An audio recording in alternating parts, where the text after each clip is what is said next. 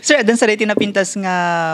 maipay tayo kadagiti agbaybayad ti amilyar nga daytoy ket mapadaras iti iyo umay da iti munisipyo daytoy digital app nga daytoy sir ket kaunaan iti munisipyo ti San Nicolas nga agkaroon iti kasto iti entero nga Pilipinas, sir. Sumbatan kayo idanon ko iti Nabarakablao ko kada iti followers ti Damag Ilocano ken JCQ. Adda na angay nga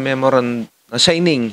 iti memorandum of agreement between the municipality of San Nicolas nga idadaulwan ti Numotibiyang ken ni Ma'am Rita dati aking ko iti dati kumpanya nga card it tinagan na nga giprovide iti online services iti panagbayad ti amilyar ken eventually business permit pay. What is remarkable apo ket imuna ti San Nicolas ti entire nga Philippine Archipelago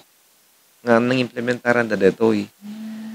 Ket nangrugi DJ panagbayad iti amilyaren real property tax sa this coming December mairo ginto pwede iti nga platform nga kaditi agbayad iti business permit. Di kada det yaket mangi-provide iti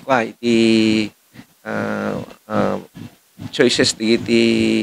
stakeholders iti LGU nga agbayad iti credit card, ATM card, lang dati cash. Di ket pagmaytan na apo ket nagusar dat credit card no interest free ore ompe kwartada di kad bayad ang pilang credit card di business permit di kad handang agdelinkwente ken and the part of the municipality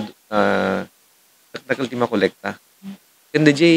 convenience at muyot at computer age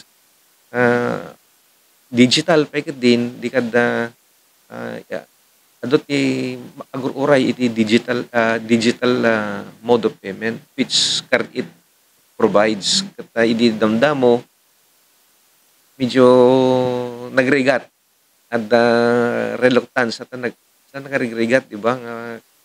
ano nga kahit mga pumilit agbayad it credit card dumot kawan credit card na parang ganun. Sumati may isang success ti Elias San Nicolas we welcome change we try challenges ket this time successful mo napintas ti implementation na dot mayat ken dagiti department heads ko ket nakaragagsak ng suporta at nakita dat pagtayatan na ado ti mga yat nangaraw nagatubing ti populasyon ti San Nicolas tanyo ta demographics tayo aket ado ti agtawon iti less than 30 agnegnegosyon ken anyway hamot akong kamot adamot pelang cash option but di kad hybrid kumbaga di kiti mayat nga digital payment okay di mayat ti cash payment dalat tamot hami nga isar din ti cash payment